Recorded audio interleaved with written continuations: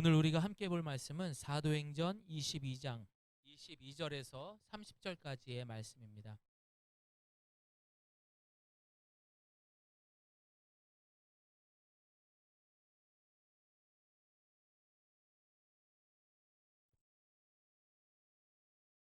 여러분, 우리가 말씀을 읽기 전에 여러분이 이 자리에 나와서 하나님의 말씀을 합독할 수 있고, 또 하나님께서 마련해 주신 이곳에 나와서 여러분이 예배할 수 있는 것에 대해서 감사하게 생각하십시오.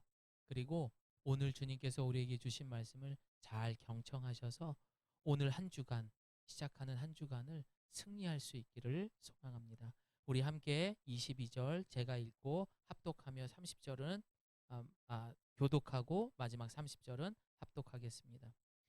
이 말하는 것까지 그들이 듣다가 소리질러 이르되 이러한 자는 세상에서 없애버리자, 살려둘 자가 아니라 하여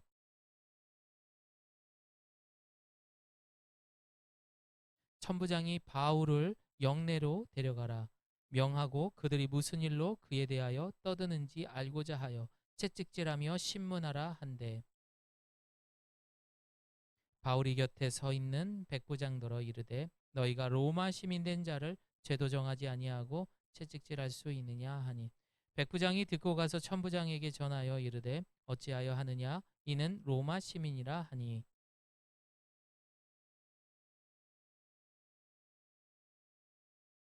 천부장이 대답하되 나는 돈을 많이 들여 이 시민권을 얻었노라. 바울이 이르되 나는 나면서부터라 하니,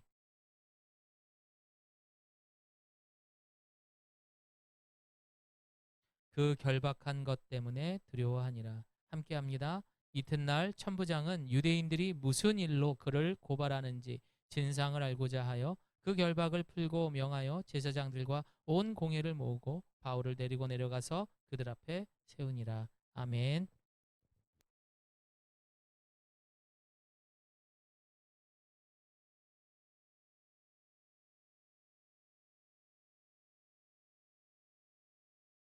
하나 둘 셋.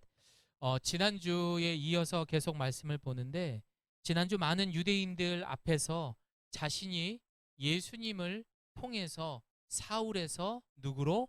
바울로 변화된 일에 대해 고백하게 되었습니다.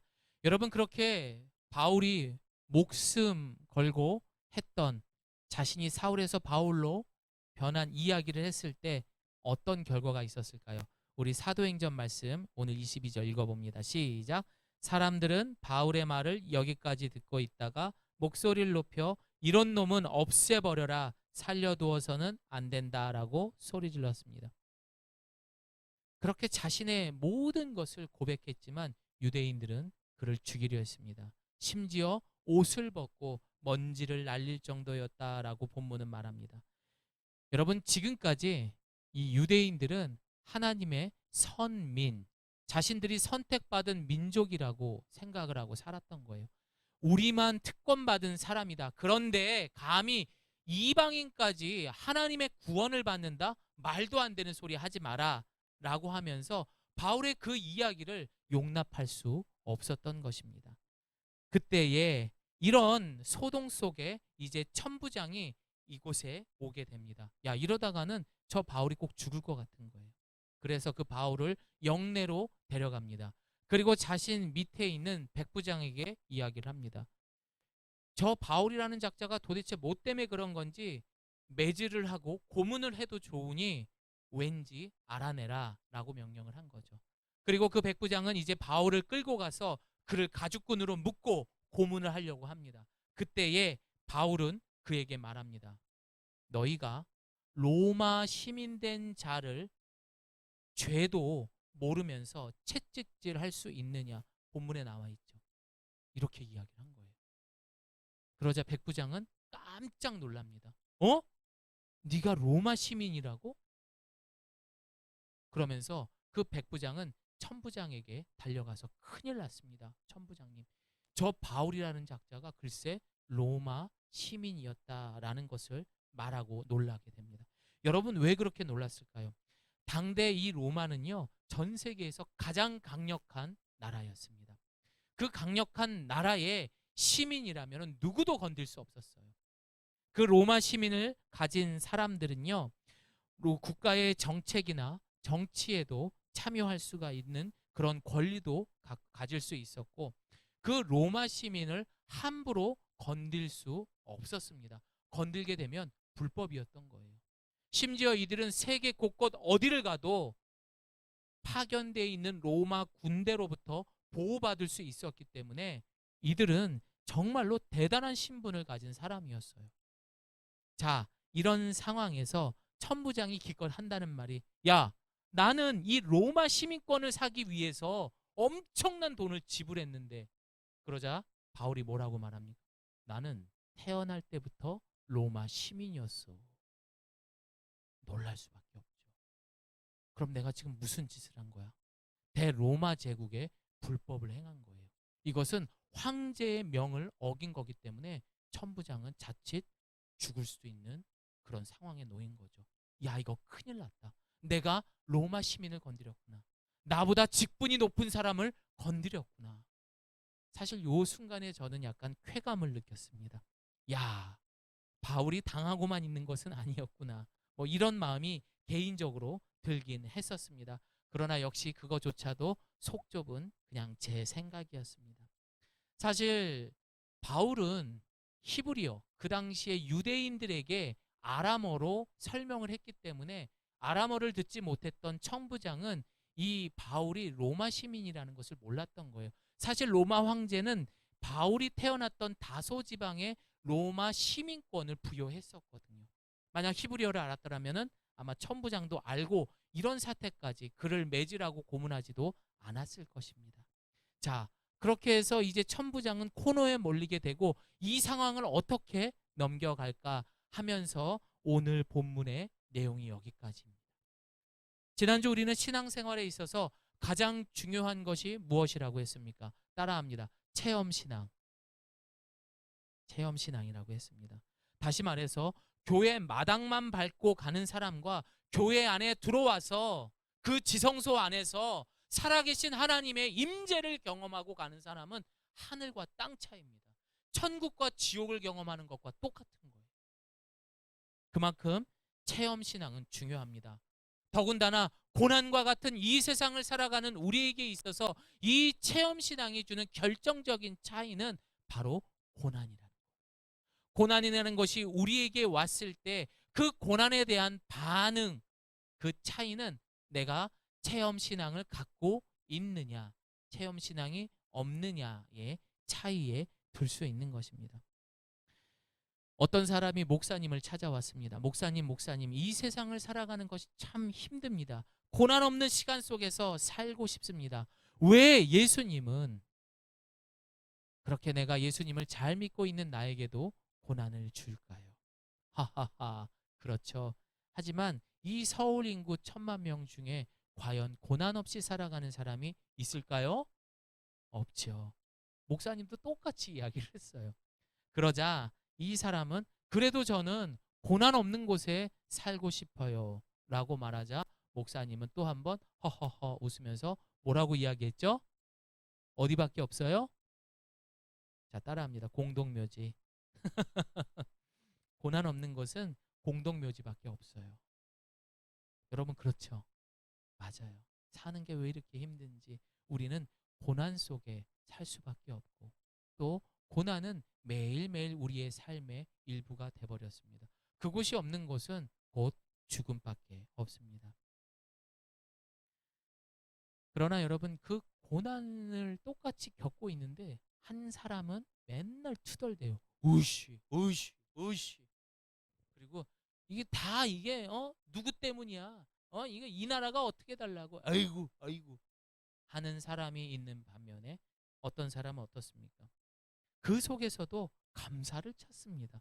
참 신기하지 않습니까? 그 속에서도 긍정의 마음으로 그 고난을 겸허하게 받아들이는 사람들도 있습니다. 우리는 이런 사람들을 성숙한 사람이라고 말합니다. 그래요, 안 그래요? 예.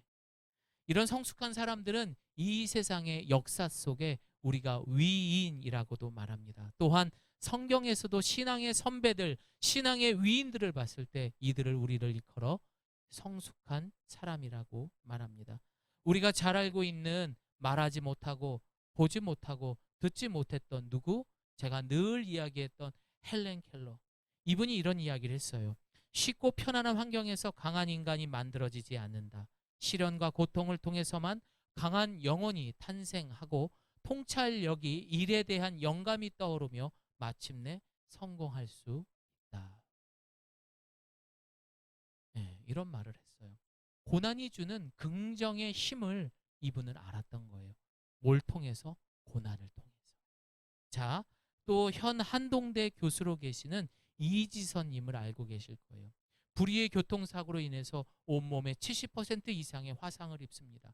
그리고 40번에 걸쳐서 피부 이식 수술을 했던 엄청난 고난의 시간을 견뎌왔던 이 이지선 교수님은 그가 쓴 책에서 이렇게 이야기를 합니다. 나는 사고를 당한 것이 아니라 사고가 나에게 찾아온 것입니다.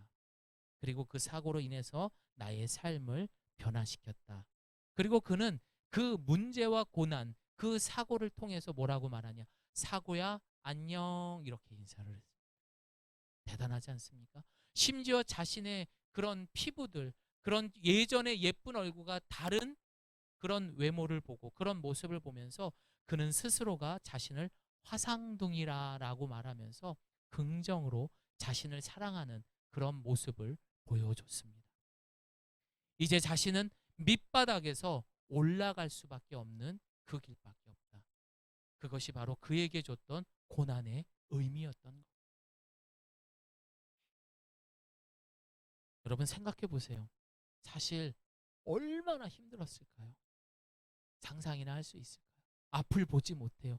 들리지도 않아요. 말도 못해요. 저 같으면 미쳤을 것 같아요. 그 화상을 입고 이분도 그래요. 이지선 교수님도 수십 번 죽고 싶었다고. 내가 왜 살아야 되는 이유를 몰랐다고. 하나님을 원망했다.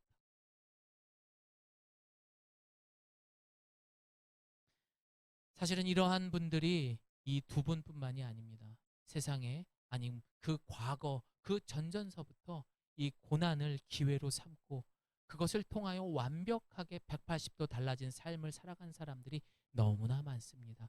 그 중에 한 명이 누굽니까? 예수님을 통해서 사울에서 바울로 바뀐 삶을 살았던 바로 사도 바울과 같은 사람입니다. 예수님을 만난 그 체험 때문에 그는 새 창조가 이루어진 것입니다.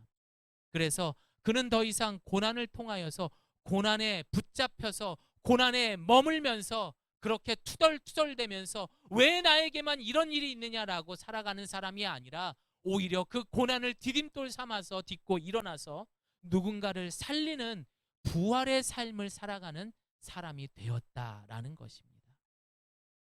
하나님께서는 그 고난 자체도 새 창조로 이루신 거예요. 여러분 아멘 하십시오.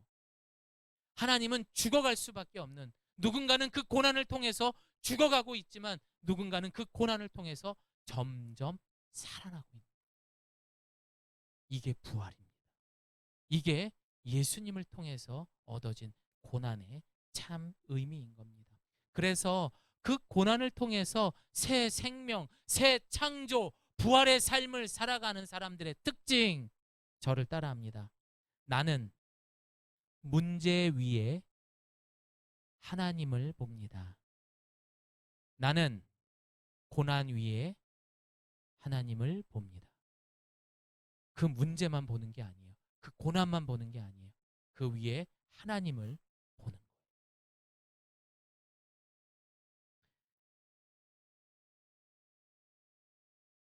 고난의 의미는 자신이 그리스도임을 인정하고 그리고 앞으로 나에게 나타날 영광이라는 거예요. 우리 로마서 말씀 함께 읽습니다. 시작. 우리가 자녀이면 또한 상속자입니다. 우리가 그리스도와 함께 영광을 받기 위해 그분과 더불어 고난을 받으면 우리는 하나님의 상속자요 그리스도와 함께 상속자가 됩니다. 현재의 고난은 앞으로 우리에게 나타날 영광과 좋게 비교할 수 없다고 생각합니다. 바울의 삶은 정말 쉽지 않은 인생이었습니다. 적어도 바울 이전에 사울이라는 사람, 예수님을 체험하기 전에 살았던 사울의 삶은 오히려 존경받는 삶, 꽤 괜찮은 삶, 이 땅에서 부러울 만을 받을 만한 삶이었어요. 하지만 그가 예수님을 만나고 예수님을 경험하고 그때부터 그의 삶은 사실상 고난의 시작이었습니다. 그러나 그가 예수님을 체험하고 달라진 것은 첫 번째, 나무가 아닌 숲을 바라보는 큰 관점을 갖게 된 거예요. 여러분, 사람의 눈은 작아요. 하지만 하나님의 눈은 어때요? 클 수밖에 없어요.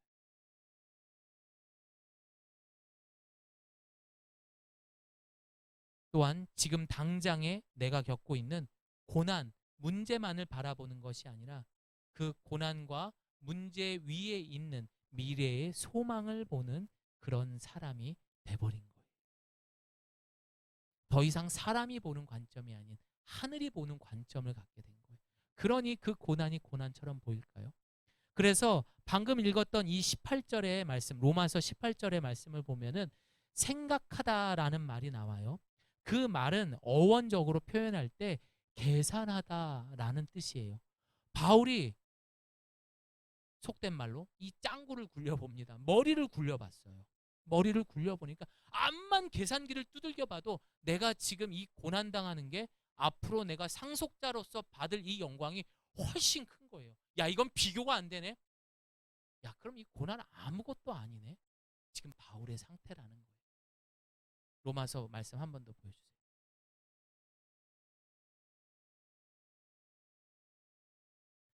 우리는 하나님의 상속자요 그리스도와 함께 시작 읽어봅니다. 상속자가 됩니다. 현재의 고난은 앞으로 우리에게 나타날 영광과 좋게 비교할 수 없다고 생각합니다. 계산해 봤더니 이렇습니다.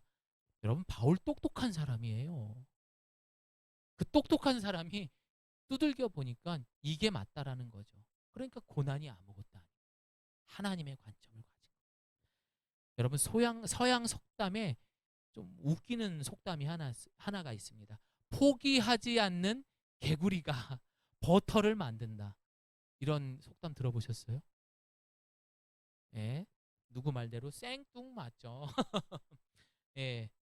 포기하지 않는 개구리가 버터를 만든대요. 이 말은요, 개구리 두 마리가 우유 속에 빠진 거예요. 그러자 이 개구리가 그 우유 속에 한 마리는 막 허우적대다가 어휴 어휴 하다가 이게 왜 나에게 온 고난이 하면서 결국 우유 속에 빠져 한 마리는 죽게 되고 또 한 마리는 야, 이거 우유네 하면서 조용히 개구리가 헤엄을 쳐요, 못 쳐요? 엄청 잘 치잖아요. 거기서 뒷다리 이렇게 흔들다 보니까 그 우유가 점점 굳어지면서 버터가 되었대요. 그래서 그 개구리는 살았답니다. 이 속담 좀 별론 것 같아요. 그래도 뭐 여러분 내용은 알고 있죠. 여러분, 고난에 받아들이는 입장 자체가 다른 거예요. 그래서 살았다는 거죠. 여러분. 우리가 한번 과거를 생각해 봅시다. 여기에 나이가 70이 넘은 분들도 계세요. 자, 그러면 10대 때가 다 있었을 겁니다. 그 10대 때 나름의 고난들이 있었을 거예요. 그때는 어떻습니까? 그 고난 때문에 죽고 싶다. 야, 어쩜 나에게 이런 시련이 있을까라고 포기하고 싶을 때도 있었을 것입니다. 그러나 시간이 지난 지금 생각해보면 그 10대 때 고난이었습니까? 그래요? 해볼만 했던 거죠. 네. 계속 우리 병길 형제만 제가 가리키는 건 여기서 제일 어리기 때문에 그런 거예요. 네. 자, 그런데 20대가 됐어요. 지금 생각해보면 20대 때 그 고난 해볼만 하는데 그때는 왜 이렇게 힘들었을까? 왜 나는 흙수저로 태어나서 왜 난 이렇게 살아야만 할까? 우리 부모님이 원망스럽습니다. 아유, 나는 왜 이렇습니까? 투덜투덜 살아갔던 그때 그 기억이 있습니다.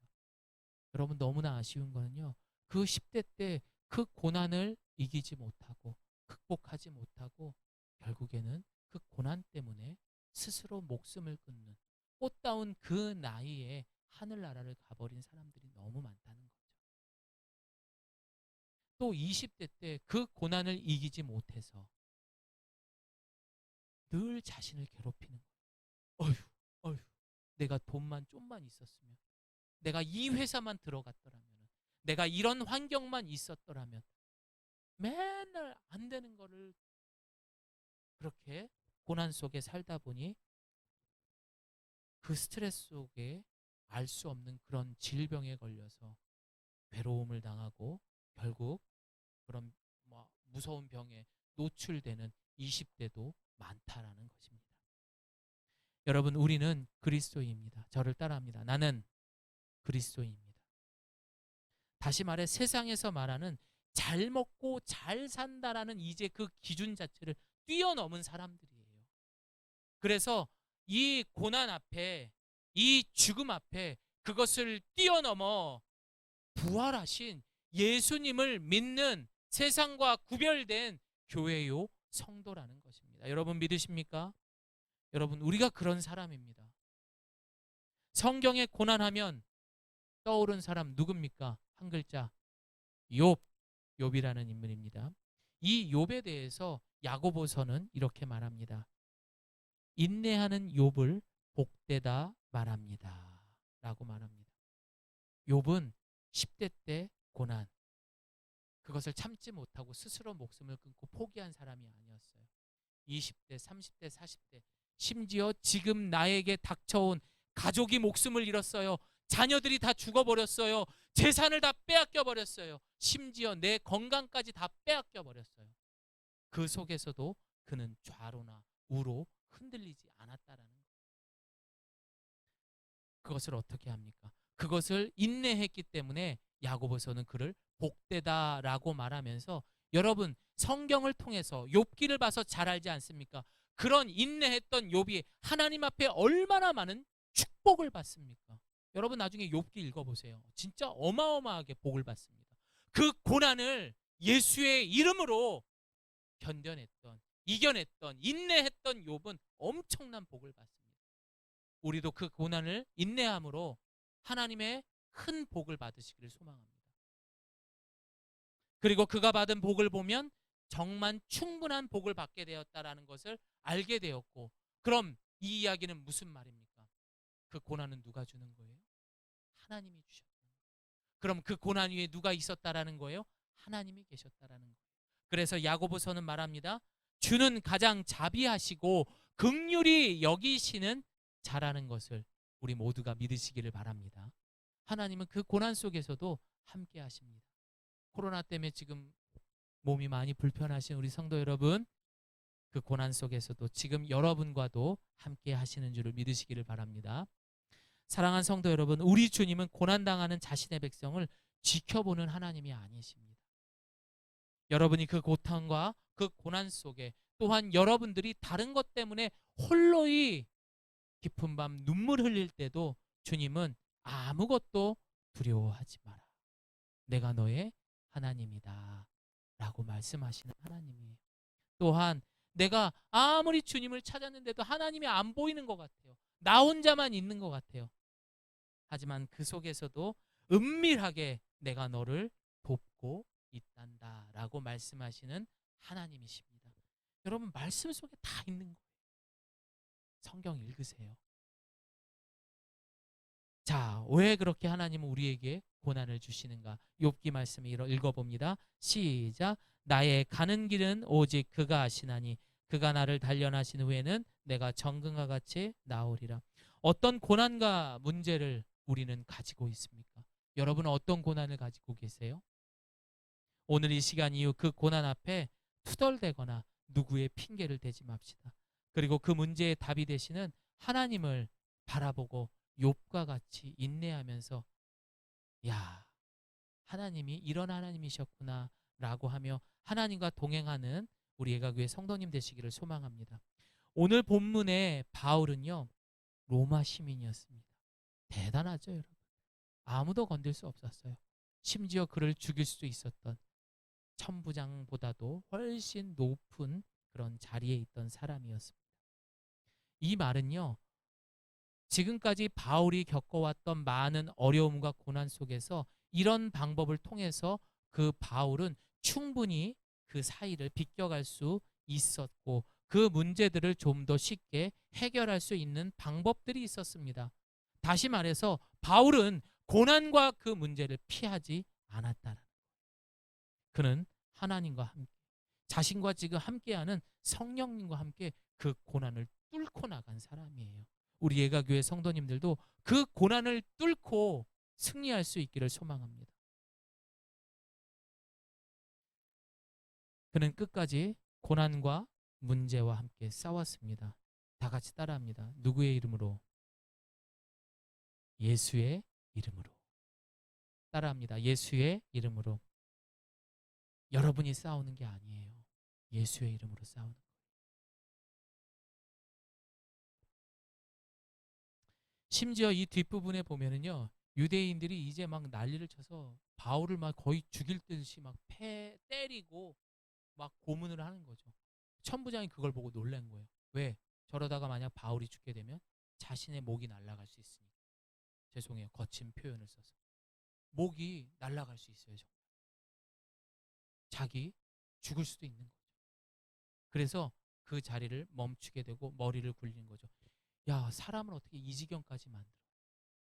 어떻게 하지? 그래, 이 유대인들이 종교에 예민하니까 공회를 통해서 저들이 마치 잘못을 저질러서 바울을 이렇게 만든 것처럼 해야겠다라고 하면서 오늘 본문 30절에 말한 것처럼 이 천부장은 공의회를 소집하게 되는 거예요. 그래서 내가 바울을 저렇게 만든 게 아니라 유대인들이 그렇게 만든 것처럼 이제 만들게 된 것입니다.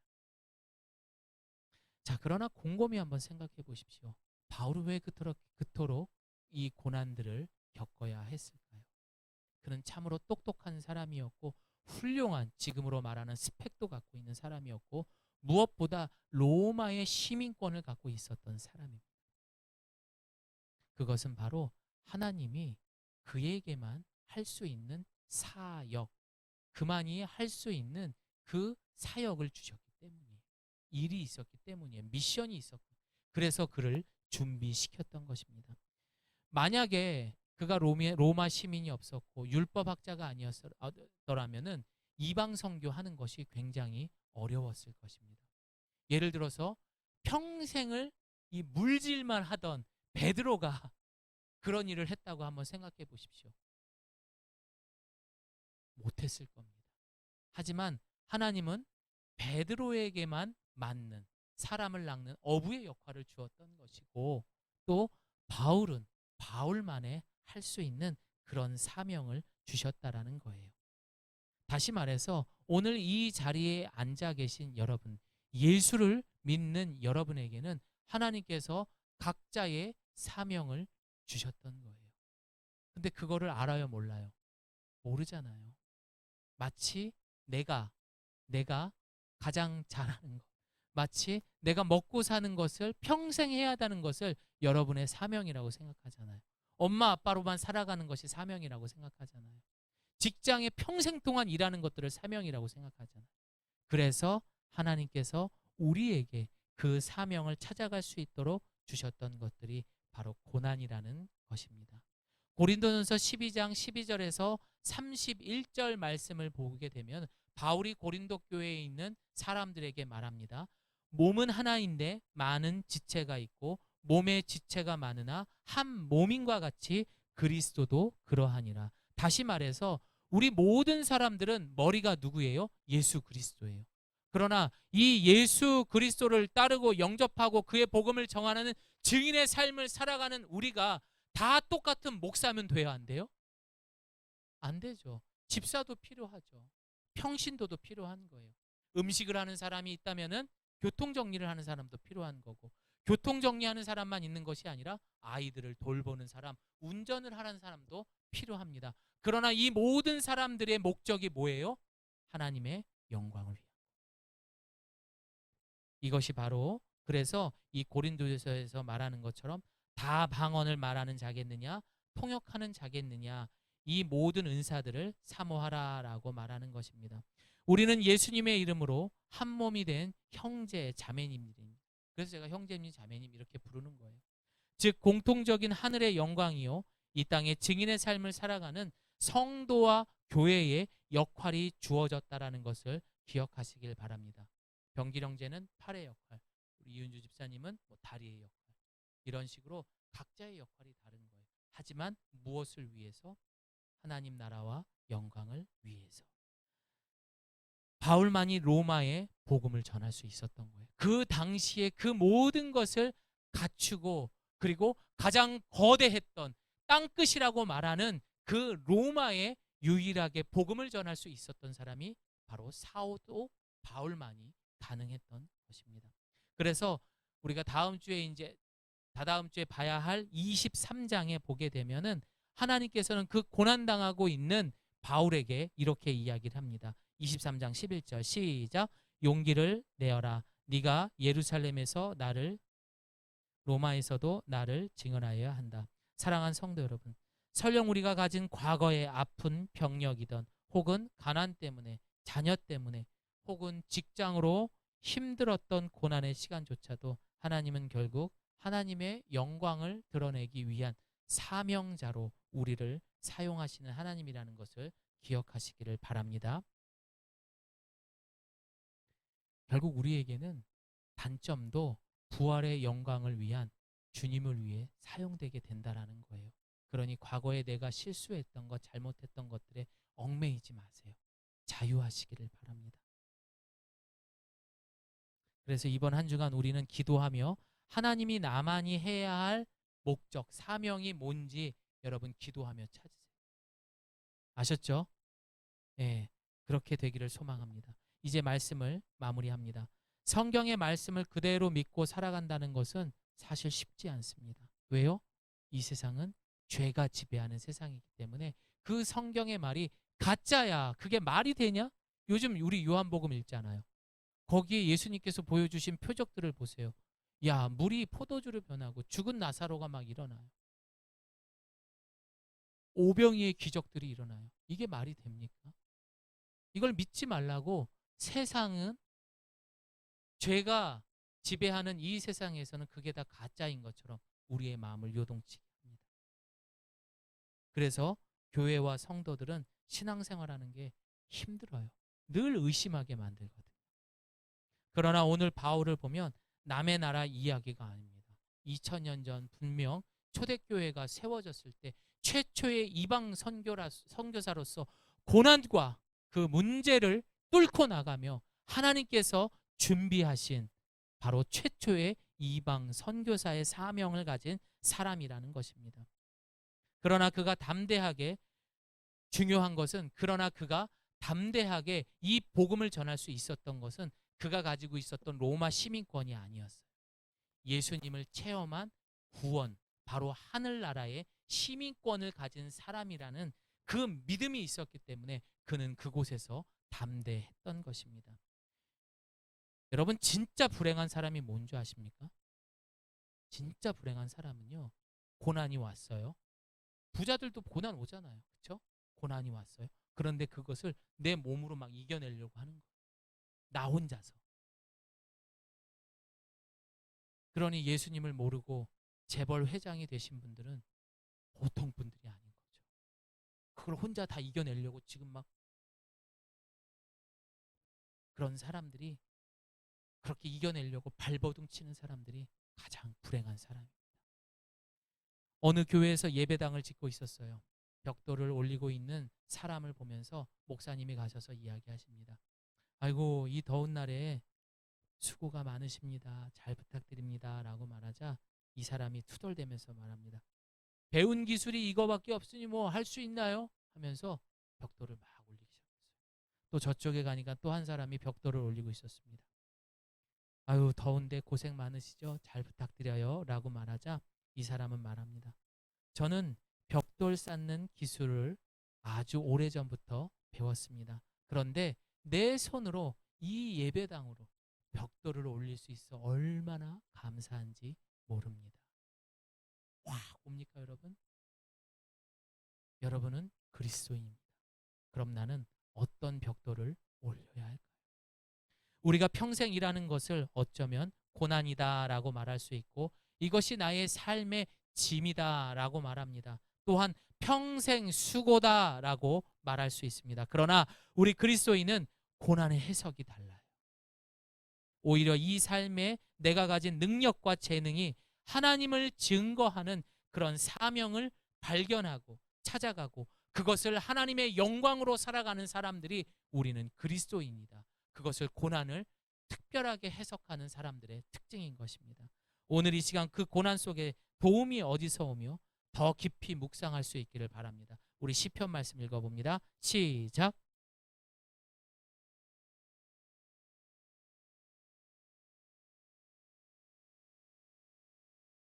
가끔씩 수많은 신앙의 선배님들, 목사님들을 볼 때마다 참 이분들이 똑똑해요. 유학도 다녀오고 그리고 집안도 괜찮습니다.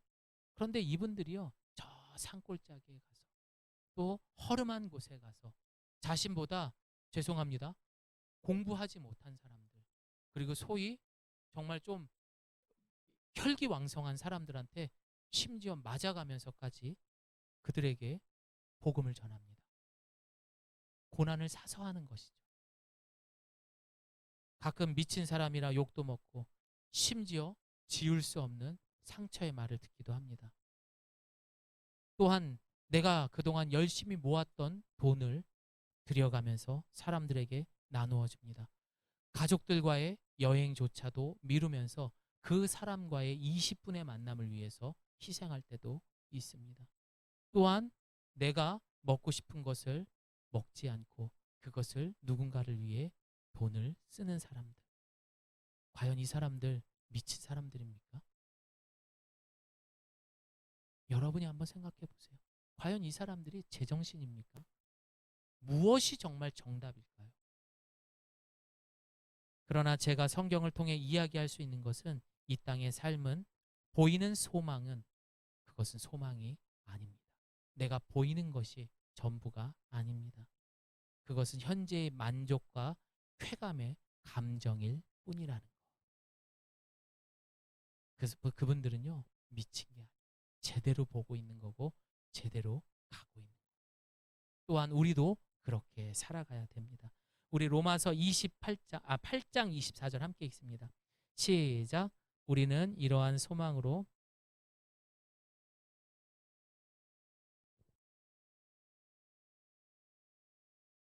우리는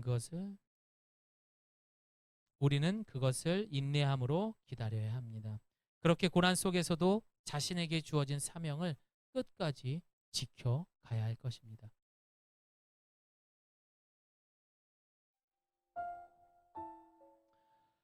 원래는 하나님과 인간은 평화롭게 사는 그런 세상에서 시작이 되었습니다. 그러나 최초의 인간에게 하지 말아야 할 하나님의 명령을 어기게 되면서 이 땅에 최초의 죄가 들어오게 됩니다.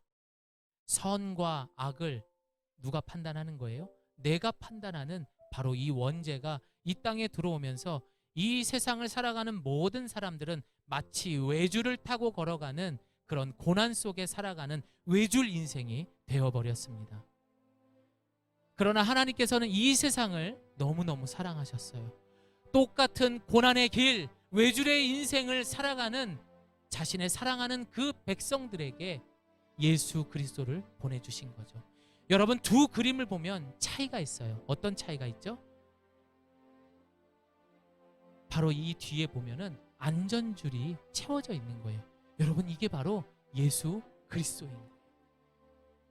그러나 사람들은요, 이 안전줄을 무시한 채 자신이 살아가고 있는 이 고난의 인생, 이 외줄 같은 이 불안한 인생이 전부인 것처럼 그 외줄 인생에서 자신이 얼마나 잘난 사람인지 뽐내고 싶은 거예요. 내가 돈이 얼마나 많은데, 내가 얼마나 몸짱인데, 내가 얼마나 높은 사람인데 하면서 이들은 그 외줄 인생에서 뽐내기 시작을 합니다.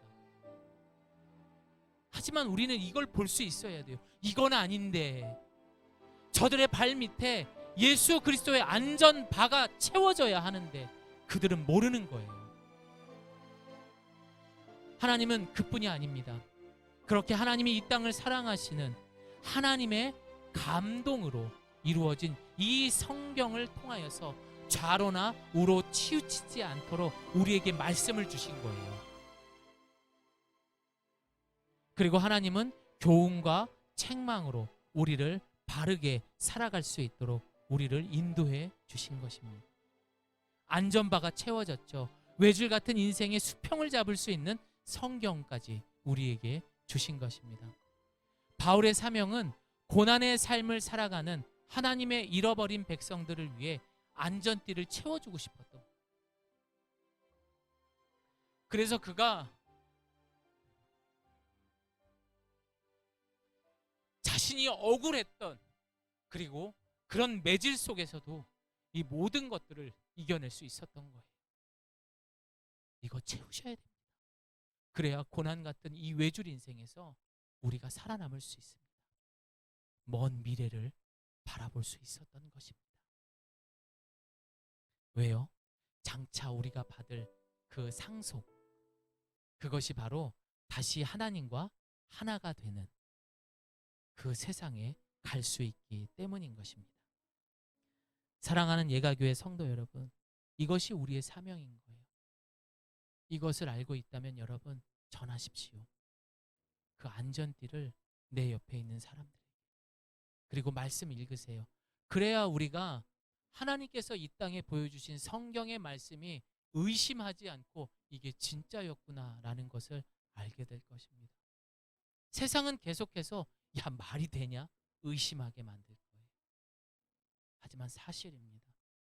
바보가 아닌 이상 이런 고난과 고통을 받으면서 어떻게 외길로 갈 수 있겠습니까?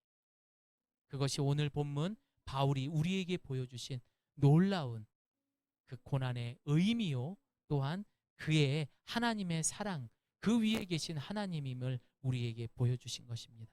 이번 한 주간 고난 주간을 보내면서 여러분 주변에 있는 사람들에게 안전띠 채우라고, 그런 고난도 감수할 수 있는 그런 우리 예가교회 성도님들 되시기를 예수님의 이름으로 축원합니다.